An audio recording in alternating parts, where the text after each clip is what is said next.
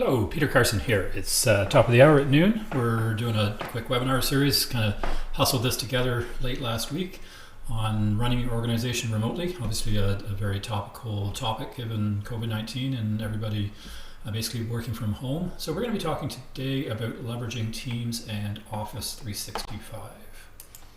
So I got a bunch of new tech I'm trying out today. Hopefully it's going to work for us. I'm live streaming, I hope, to YouTube.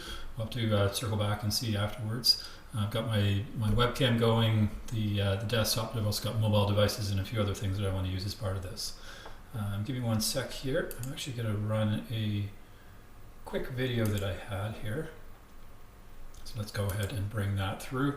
Now, I couldn't get the audio coming in to GoToMeeting from that, so I'm going to live commentate. This is basically me a couple minutes ago doing a recording, looking at the front window, complaining about how it's not spring and we've got a new snowstorm, and walking everybody through my home setup that I've got. Now, I've got a fair bit of tech here. You don't need all of this for what you need to do here, but I basically want to run you through different options. So I've got my desktop set up. You can see the live cam video camera. That's the one I was using a minute ago. For that, I've got my iPhone, my 360 camera, my microphone that I'm actually using for the live broadcast right now on the left there. It's a nice studio mic. Quality tends to be pretty good on that. And I've also got my laptop computer, which of course has its own built-in mic and webcam as part of that as well. So that's kind of what I'm working with here. Let me just flip back to the live webcam view. That's off the top of my desktop. Or if I flip over here, we can go to my meeting now, which is actually a really cool device when you've got a group. Unfortunately, we don't have a lot of groups happening right now, but it's basically a 360 panel camera. So you can see the top, the 360 view, and then it's zeroed in on me based on its positional microphone that it's got in there. Okay, let me come back to my PowerPoint presentation that we've got here. And I don't have a lot of slides. Today is really just an informational kind of off-the-cuff session. So quick intros on myself. I mentioned my name is Peter Carson. I'm the president of Extranet User Manager and Envision IT. Also an Office Apps and Services MVP. Contact information is in here. The live stream will be up on the YouTube channel right away. And you can actually go back in time and review that recording. We'll be posting a link up on the event page as well for people to be able to use. So like I said, not a lot of slides here. We've done the intros. I'm going to talk a little bit about our Envision IT experience. That's kind of the context for what we're going to be talking about here today, taking into some demos and tips, and then just wrap it up from there. We've got Q&A open on the GoToMeeting, so we've got moderators having a look at that. We've got folks on the YouTube live stream as well, so if you've got questions that you're going through, feel free to raise those. I think I've got too many things in the air here. I may not be able to look at that as we're going through, but I'll do my best to follow up at the end, and anything we can't answer during the session itself, we'll definitely follow up back for you from there. So this is our Envision IT team at our office in Mississauga, back when the weather was actually nice and everybody was coming in to work. 16 full-time employees, 2 consultants. We live and breathe Microsoft technologies, including Office 365 and Teams. We started our journey to Teams about 2 years ago, a little over 2 years ago, I guess. We kind of wholesale switched about 1.5 years ago. We got rid of Skype for Business. We got rid of our phone system, integrated everything into Teams from there. Some of our staff, particularly the sales and the senior consultants, often work remotely. Other folks like the development technical team, typically in the office. So everybody's got the tools and the expertise, but we, like everybody else, is really looking to learn and adjust to working from home full time. We started that Thursday the week before last, so we're into our second full week starting now. And it's still figuring it all out. I think this is going to be with us for some time now. This is not a 2-week or a short-term thing. It's going to be quite some time before we've got this beaten back. So best to get yourself set up and get productive well from that point of view. So importance of working from home effectively. I mean, you want your staff, whether it's our Envision IT staff, our clients, people in general, to be able to continue to do their work as much as they can during a time of crisis. Obviously, that has a bearing on what type of work you do. If you're in manufacturing or service trades, retail, things like that, obviously, there's huge challenges going on from that point of view. If you have the advantage that you are a knowledge worker, though, you can really use technology to help your organization continue to work effectively. Things like live video, screen sharings, recordings, live streaming, all the above that we're doing here today are things that you can do to help benefit that. And really, still connecting virtually, providing your team members with a sense of belonging, that they are still part of an organization, even though you're all spread out remotely, is a key part of that as well. So let's dive right into the Teams side of things. And I'm going to flip back and forth between the mobile version of Teams and the desktop version, but for now I'm going to start on the desktop version. So let me come over here. Actually, let me jump into Logan's chat. Logan and I are going to do a little sample scenario here. And what I want to start with first is just a quick walkthrough of what Teams is. And if I start on the left here, if people aren't familiar with it, it is a big part of Microsoft's modern workplace strategy. It's the place where collaboration happens. And when I say we adopted Teams a little over 2 years ago, it's basically completely replaced email as our communication tool choice internally. We still depend on email when we're talking with staff, but from an internal point of view, almost everything happens through Teams. When organizations first come into Teams, they often start in the chat area here, where you've got sort of one-on-one chats back and forth, and you can add additional people into those conversations and get both instant messages going back and forth here, but I can also start an audio call or a live video call, and we'll do that in a minute with Logan. But where we encourage our clients to go is actually into the Teams area on the left here. And this is where you organize all of your teams. So whether that's internal departments, clients, projects, what have you, there's a number of different ways that can be organized that you can work from through there.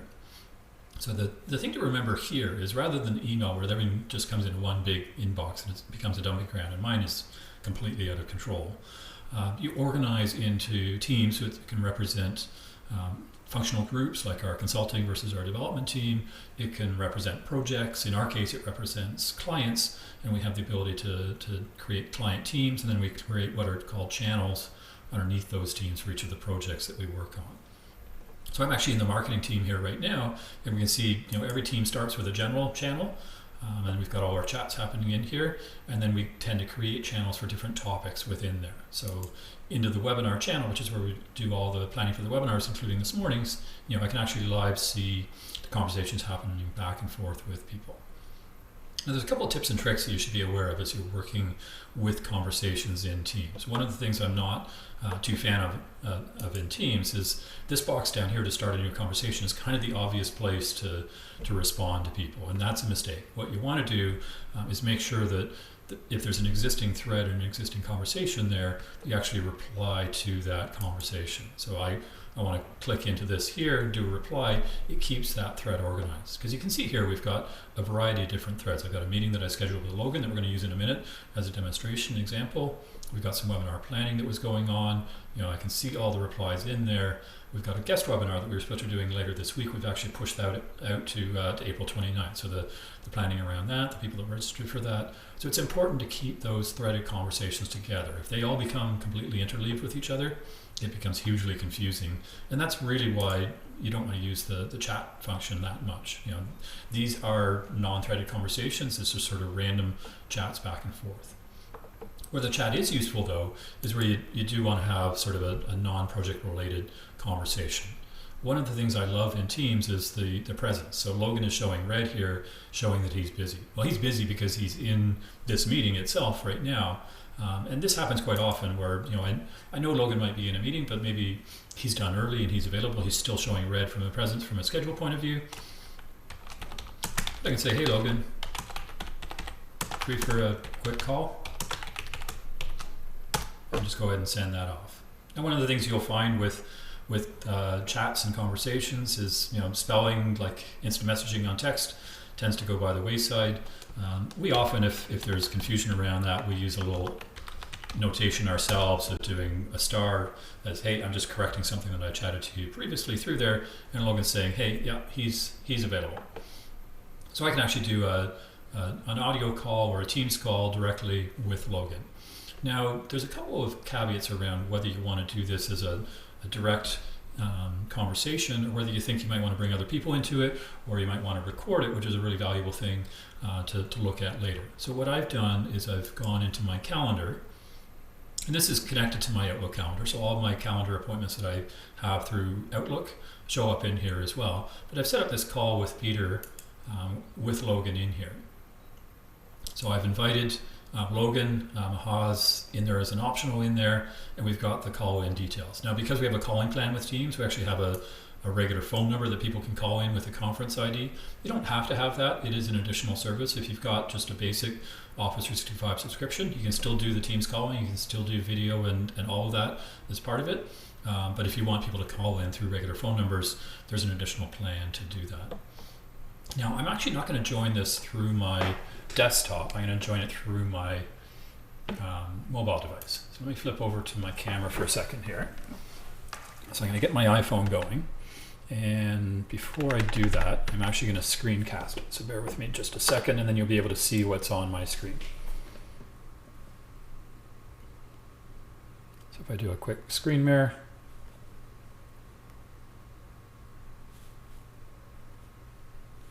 okay, so now I can actually go back to sharing my desktop. What you're seeing is actually my iPhone that I'm using for that. So if I come over here, I've got a bunch of different Microsoft apps loaded up on my phone. They've done a great job of providing mobile apps, and I want to launch into the Teams apps. It's taken me right to the calendar, and it's highlighted that call with Logan because it's going on right now. So let me just go ahead and join that. So my video on, my mic is on. Yep, good to go. Let's join. So I'm just going to rotate that, set that against my desktop. So you're actually seeing the view of what I'm seeing through that call with Logan. Now remember, I haven't directly called him. I've joined a meeting, and I'm 11 minutes late for that meeting right now. So what I could have done, hey Logan, how's it going? Hey Peter. You can hear me okay through that? Yep, I can hear you nice and clear. Awesome. So if I was late and I wanted to ping Logan and say, hey, I'm ready to go now, what I can do is I can actually invite him in after the fact and call him just to give him a notification. So what I'm going to do before that, I know I'm flipping around a fair bit here, but I'm going to go back to my desktop, and I'm just going to share the Teams side here, and I'm actually going to join it through my desktop. Now, I'm already connected with Logan through my iPhone, and I'm using that for the camera sharing. So the important feature here is this audio off feature. So if I phone in through a phone, or I'm in through my smartphone, and now I'm connecting my desktop or my laptop, and I don't want to get a nasty echo going on, just click that audio off, and it turns off the webcam, turns off the audio, everything's muted from that point of view. So Logan can still hear me fine through the iPhone. I'm still coming through fine, Logan? Yep. Awesome. But now you're seeing my actual desktop view of this as well. So this is what you would see if I had connected through my webcam on my laptop, or the one that I've got on my desktop computer. And if Logan hadn't already joined, I can come over here and click on the show participants, and I actually invite other people to join. So I can click on Maha and say, hey, can you join us here? And it's actually going to ring Maha and join her in. I didn't actually give her a heads up that I was going to do this with her, so she may or may not answer that. Hopefully it doesn't confuse things too much. But one of the key things to remember when you're in these video calls is as you move your mouse over the video window, you'll see a number of controls here. So, let's say we got some nasty feedback from Maha because she's joining the GoToWebinar and the Teams, and strange things happens with audio. She can actually mute her audio by turning the audio off there. I can do the same thing with the camera. Say, hey, let's just turn the camera off. Oh, there we go. Hello, Maha. Hello. Hey. Hi. We're just doing some live during the webinar sharing and inviting people in. So feel free to stick around or drop out, up to you. We're doing a live demo with Logan. Now, if you were sharing your video, Maha, we'd see Maha's in a split screen here as well. Now, right now, I see Logan's background. He's in his home office. He's got some wonderful pictures up on the back there. He can actually do a blur feature. So Logan, why don't you go ahead and do that? So this is a cool new feature in Teams. If you're in an area where maybe you've got your dirty laundry behind you because you're working in the bedroom, what have you, you don't want to share that. Even before you start the meeting, you can turn the blur on your camera. And basically, Teams is using some artificial intelligence to see where's your background and where you are. It does a pretty good job. It's cutting a little bit of your head off, Logan. It sort of comes in and out as you move your head through there. But it works pretty well from that point of view. So I started by doing a chat with Logan. I said, hey, let's join a meeting. Let's say we want to talk about something. We're doing some planning for a webinar. So Logan, can you show me the plans that you're putting together for this webinar that we're doing? Sure. So I'll go ahead and actually share out my screen here. So I'm going to follow along so people can see what you're doing roughly as well. So what Logan's done is clicked his share icon and then chosen what he wants to share. Now, I tend to use the desktop. I've got two desktops here, so I can share either screen one or screen two. But if you want to, you can share just a single application. I find people often get confused with that because then they'll flip to a different application. They'll assume everybody can see it, and when in fact they can't because you've only shared the one app. So generally, unless there's something very private on your desktop, I would say just go ahead and share your desktop. So Logan, we can see your desktop now. You've got a OneNote open there? Sure. So this is the OneNote that we always use before a webinar. I'll come in and create some content, and then I'll push that to Peter to do some final tweaks and publish out on the site. So this is just a OneNote that we kind of collaborate back and forth on. You can see it's in the webinar section of our marketing OneNote, and you've got a webinar for each different upcoming event. So what I'll do, I've taken my first cut at that. I'll actually just copy the link to the page, and what I'll do is I'll actually use Teams to chat that back to Peter.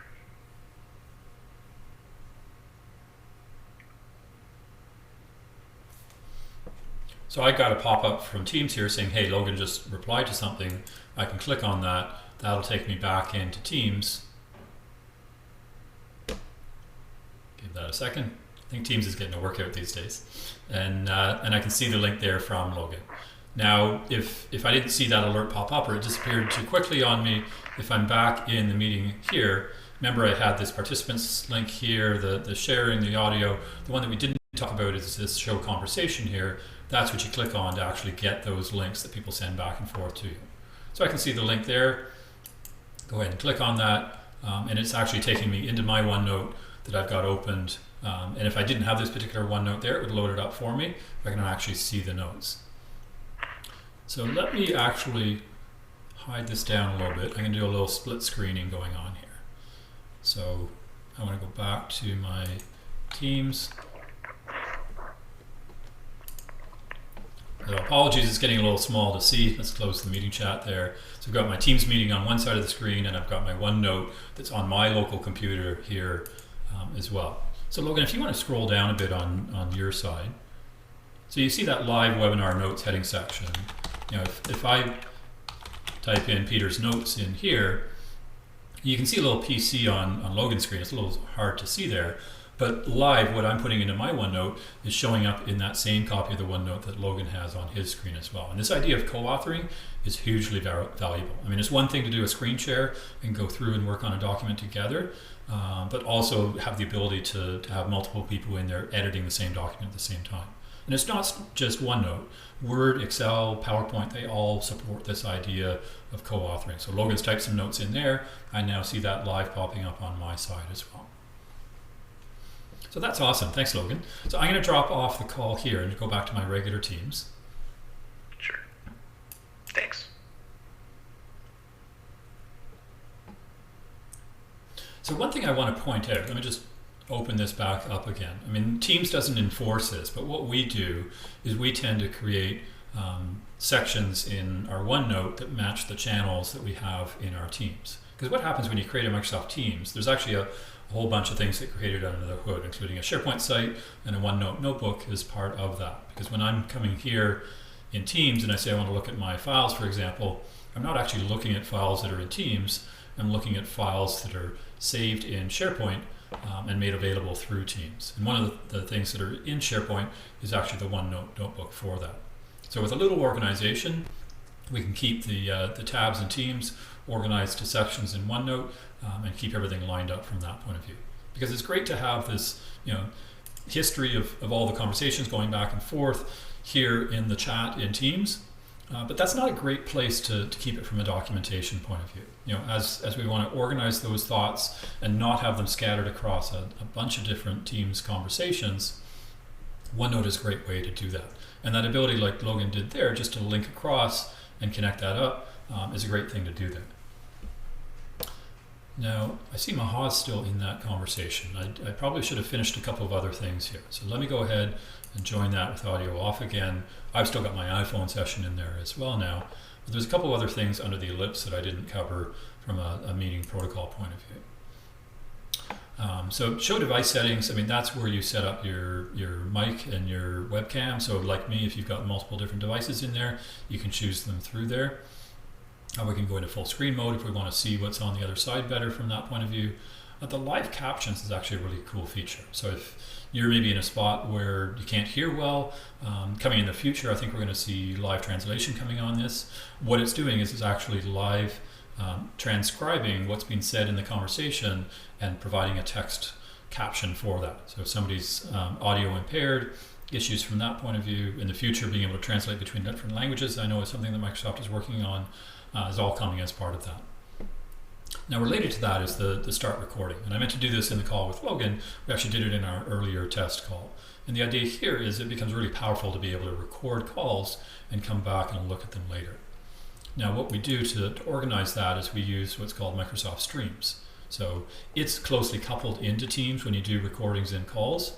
If I come over to my browser here, let's come back. I'm in my marketing group, but what I want to do is launch out to Microsoft Stream.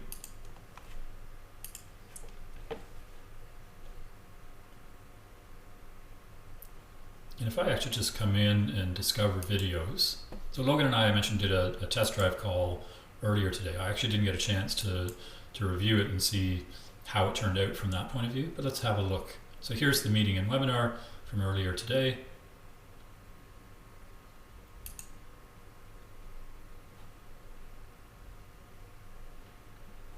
And you can see Streams has actually done a live transcript of the recording here. I can actually search through that. So if I want to search for the word webinar, I'm probably going to get a bunch of hits from that point of view. So 13 minutes in, we were talking about a lot of webinars. I can click on that and it'll jump me right to that spot in the recording, and I can see what we were talking about at that point in time. So this is a hugely valuable way of not just recording, but then being able to use it as a project resource point of view. I mean, we do this on all of our project meetings now, and it becomes a very valuable way to record decisions that are made, to do reviews either of work that we're doing, of existing systems that we're replacing and such through there, and it becomes tremendously valuable from that point of view. And what we do is we actually create channels in Streams to tag things and pull them back from that point of view. So I need to just flip out of desktop mode for a minute. I've got to get something set up on my team side here. So bear with me. I thought I had this all organized, and I'm just going to leave out of that call. And I want to pull up one of our example client projects. So let me get this up to the top here. This is the challenge of doing live demos, is I don't want to share too much private confidential client stuff, but I do want to make it real at the same time as well.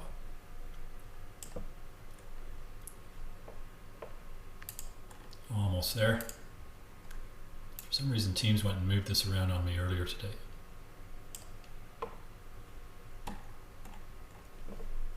There we go. Okay, so let me share my screen back out again.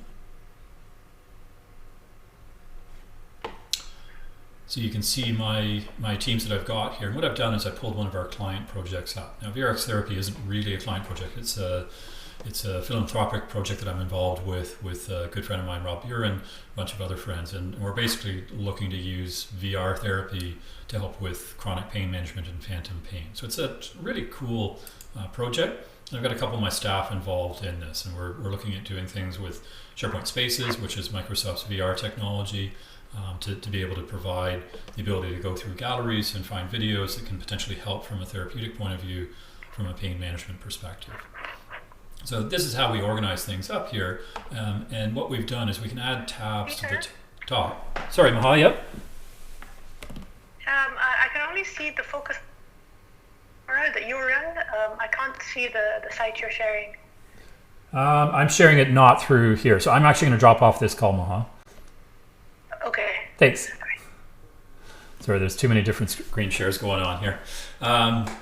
Yeah, so I'm back here, and what we've done from a Teams organization point of view is basically said, okay, we're going to create a team for every client that we have, and then channels for the projects. And we're doing a couple of different things with Rob and the VRX Therapy project. So we've got a website project that we're spinning up here.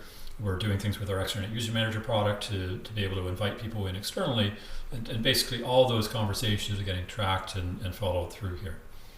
Now, if I come to the General tab, what we've done up at the top here is you have the ability to add tabs into your team, and by default you get the posts and the files. What we do is we always add in the OneNote tab there, so we've got a link over to that OneNote. So even though I may not be running the OneNote app, I can access it easily through Teams. And then we also add a stream tab in here. And when we tag call recordings against this particular channel, they show up in this tab here. So there's a little bit of extra work that we need to do there. We name a channel over on stream according to what we're doing here in terms of ERX therapy. And then we add the tab through here to say, hey, I want to add streams for that tagged videos, and now we see all of our recordings from our calls through there. So if we need to go back and say, hey, that call that we did last week or last month, what did we talk about there?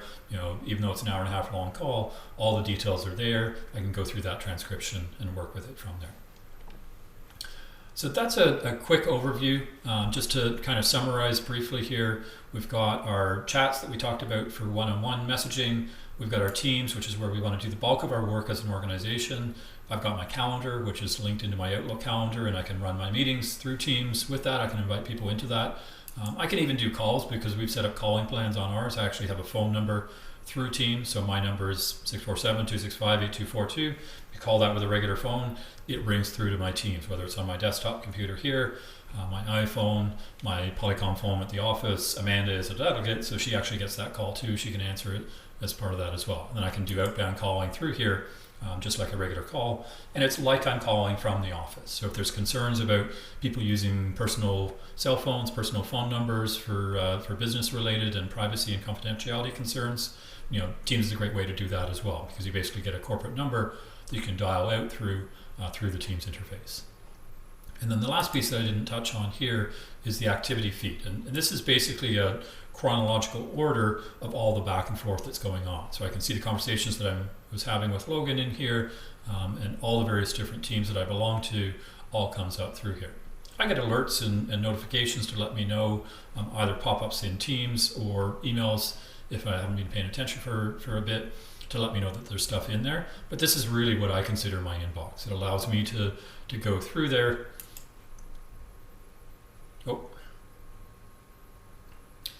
Just noticed the message from Christian. Sorry about that. So apparently the audio hasn't been working for GoToWebinar. I'm hoping people switched over to the live stream and things worked from there. Okay, we're at the bottom of the hour. Let's come back to my PowerPoint presentation for a sec here. There's a couple of last things that I wanted to mention in here. There's lots of great resources. We're going to share this deck up with you. So this Teams Toolkit is one in particular. Microsoft's done a really good job of providing resources out there. So this is a Teams adoption guide, and it's got lots of links into additional resources in there. So you've got videos, you've got a day in the life, why Teams, training material, so a ton of material from Microsoft from that point of view. The other one in here is a YouTube playlist. So again, this has videos from Microsoft around Teams adoption, around remote working. There's some recent ones, in particular, Champion's Guide for Supporting Remote Workers. So have a look at that content in there. And then we've also got a page up on our site here called Teams Provisioning. This is all about how do we put some governance and structure around this. So, the short order is let's just get your remote workers working from that point of view. But the bigger thing is, well, then how do you put some structure and some governance around it? We've actually got a white paper. We've got some open source technology that we've provided for free around that. So if you're interested in that, I encourage you to check that out. With that, I think we're pretty much at a wrap. We're going to be doing another session tomorrow from a security point of view. As your workforce goes remote, how do you make sure that they work securely? And then on Wednesday, we're doing a session on how do you go beyond that, even in terms of extending that out to your partners. Got some later sessions in April. We're just getting the details up on that from an employee self-service point of view. Also important, doing things electronically from that point of view. So stay tuned, lots more to go from that point of view. Haven't had a chance to look at the questions, apologies on that. And hopefully we've got audio for the live stream and people are moving over on there. All right, thanks everybody, and have a great rest of your day.